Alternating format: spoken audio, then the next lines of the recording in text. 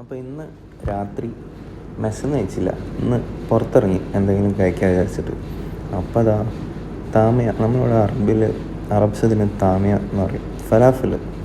അപ്പോൾ ഫലാഫിൽ എല്ലാവർക്കും ബേസിക്കലി അറിയാമല്ലോ, മറ്റേ ചിക്ക് പീസ് ഇല്ലേ, ചെനക്കടല. നമ്മളെ കോഴിക്കോട് ഇതിന് കാബൂളി കടല എന്നും പറയും. അപ്പോൾ ആ ചിക്ക് പീൻ്റെ ഒരു അരച്ചിട്ടുള്ള കുറേ ചില്ലി ഇതൊക്കെ കൂട്ടിയിട്ട് സ്പൈസസ് ഒക്കെ കൂട്ടിയിട്ട് അരച്ചിട്ട് ഫ്രൈ ചെയ്യുന്ന ഒരു സംഭവമാണ്. അത് ഫ്രൈ ചെയ്തിട്ട് ഇതുപോലെ പീറ്റ ബ്രെഡിൽ വെക്കും. എന്നിട്ട് തഹ്നിയ സോസ്, ഫ്രഞ്ച് ഫ്രൈസ്, ബ്രിഞ്ചോൾ പൊരിച്ചതും വെക്കും.